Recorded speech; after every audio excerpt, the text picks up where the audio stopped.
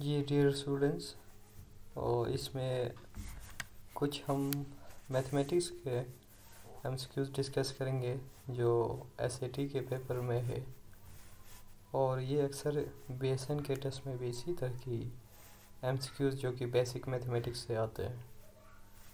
So first page पे अगर हम गए तो इसके मैथमेटिक्स के जो पोर्शन है, we are having some formulas related to some geometrical shape. The first one is circle, and you know that pi r square to calculate area of a circle, and then second is c equal to 2 pi r, that is circumference जो calculate करते हैं 2 pi r से।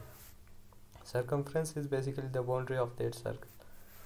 और ये पाई D भी है। Pi D means D is diameter, 2r जो कि है डायमीटर के इक्वल है, पाई डी भी लिखते हैं। इसके बाद सेकेंड रेक्टेंगल के फार्मूला गिवन है, और फिर एरिया निकालने के लिए लेंथ मल्टीप्लाई विड्थ करते हैं। And then third is triangle, we have to calculate the area of triangle using base multiply height divide by 2। And अगर हमने राइट एंगल ट्राइंगल निकालना है तो फिर बेस का square plus perpendicular square that is equal to C square, hypotenuse का square जो कि पाइथागोरस थ्योरम है। इसी तरह नीचे यहाँ पे भी कुछ शेप्स गिवन है। वॉल्यूम देखें कि वॉल्यूम के लिए हाइट विड्थ और फिर लेंथ मल्टीप्लाई करते हैं। इसी तरह अगर सिलेंडर शेप है उसको अगर सर्कल के एरिया के साथ और फिर हाइट के साथ मल्टीप्लाई करने से उसका वॉल्यूम कैलकुलेट हो जाता है। और फिर अगर सेफेयर का वॉल्यूम कैलकुलेट करना है तो 4 divide by 3 pi r cube है।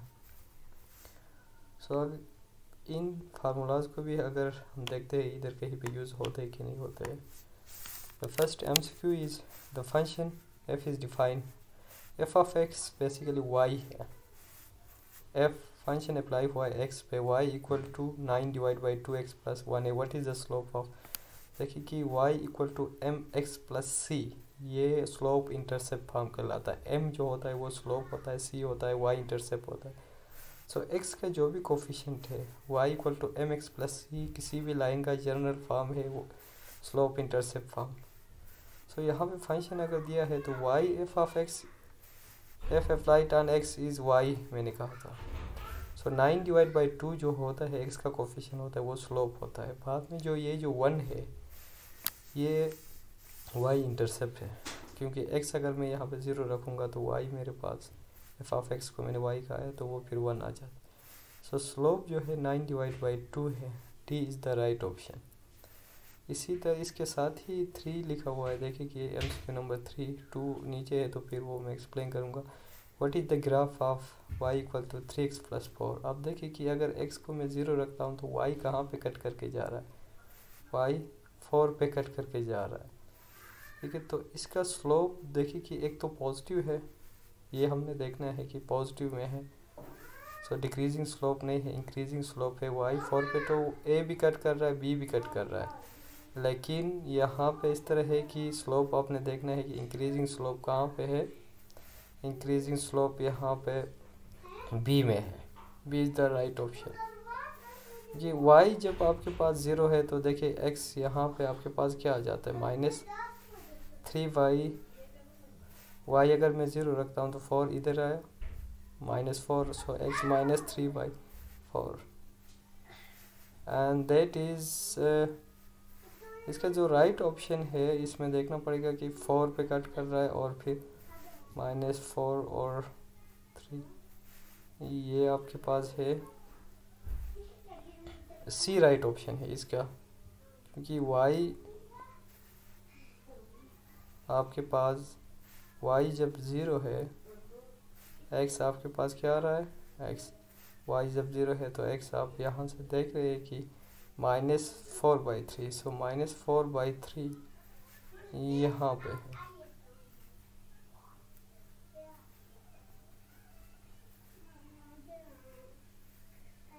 यहाँ पे सी राइट ऑप्शन है इसका।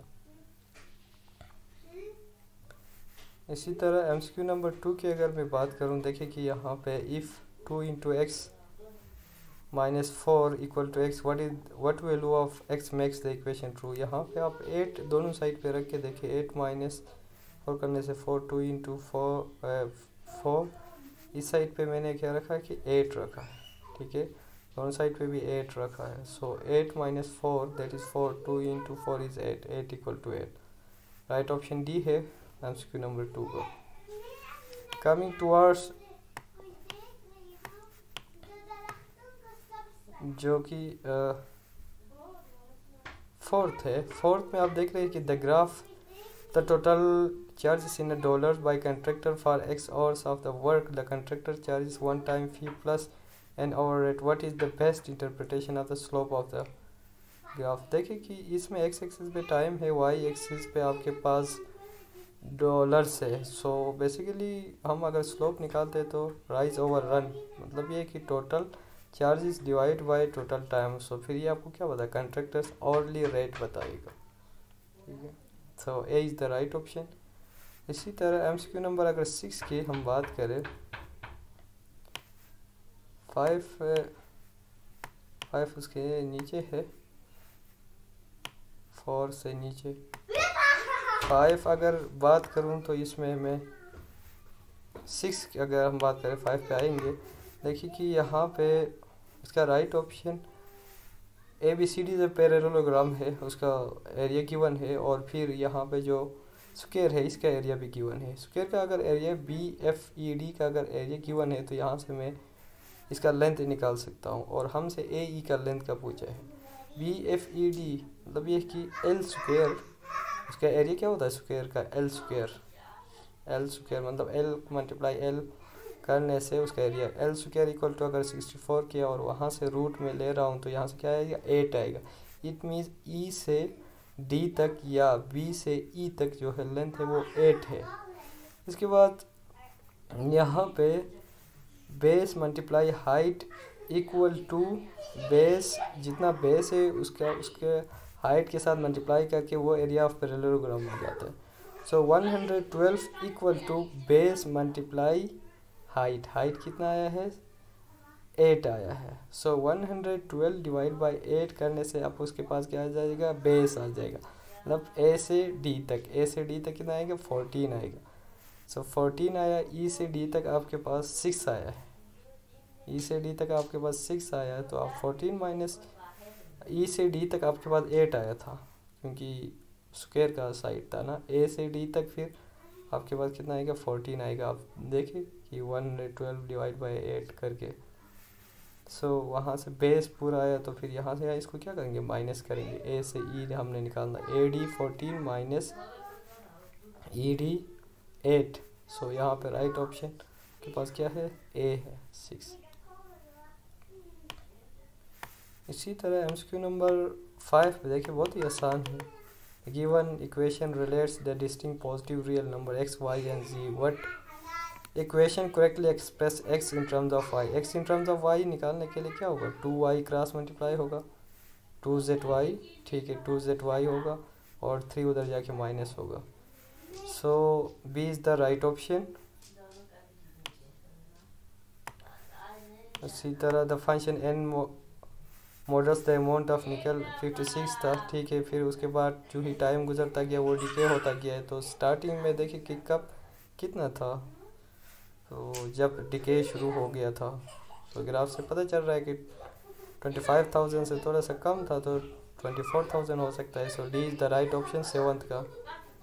इसी तरह 9 आप देख सकते हैं कि which expression is equivalent to this one. आप डिनोमिनेटर को जब आप एक्सपेंड करेंगे, सो 16 माइनस 84 x की पावर 4 है। सो यहाँ से हम ये कर सकते हैं कि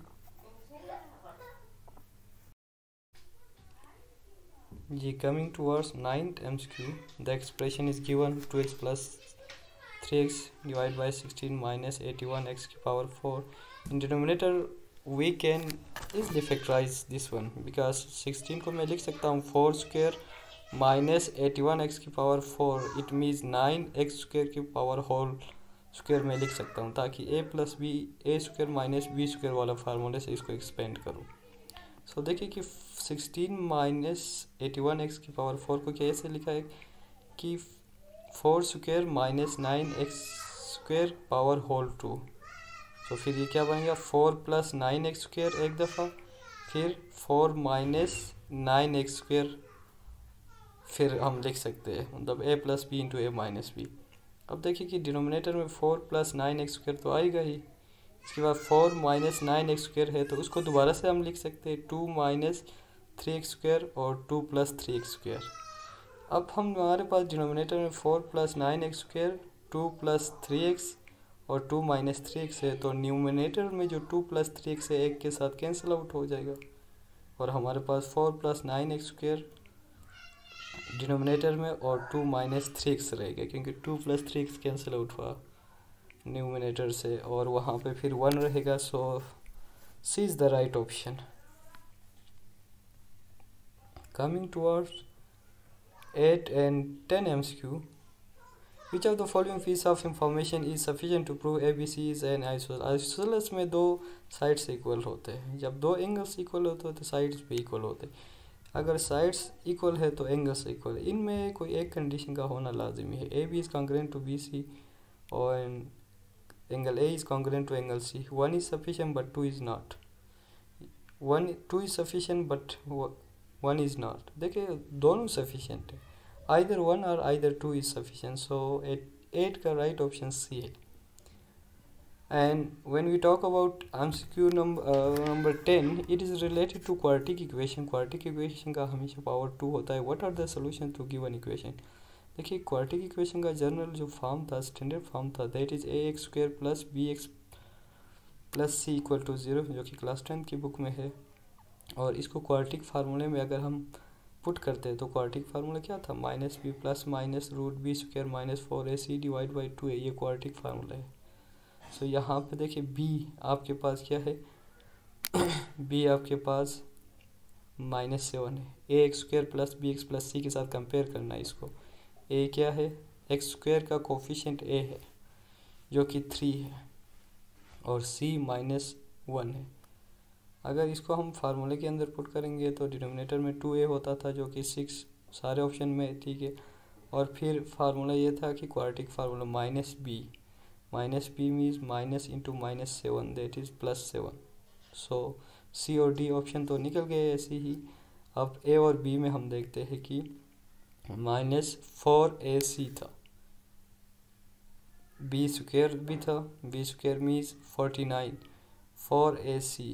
4ac that is 4 into 3 12 and C is again -1, तो 12 जो होगा देखिए कि बी स्क्वायर मीन 49 का स्क्वायर 7 का स्क्वायर 49 हुआ, रूट के अंदर की मैं बात कर रहा हूँ, -4ac, फिर उस पर आप 12 अगर ऐड करते हैं तो वो 61 आ जाता है। सो इसमें राइट ऑप्शन जो है बी है, 10 का राइट ऑप्शन। ये कुछ MCQs हमने डिस्कस किया है, 10 MCQs, और मज़ीद हम डिस्कस करेंगे अगले क्वेश्चन में। अगले का जो क्वेश्चंस है इनको अगले वीडियो में डिस्कस करेंगे इंशाल्लाह। तब तक के लिए इजाज़त दे दें।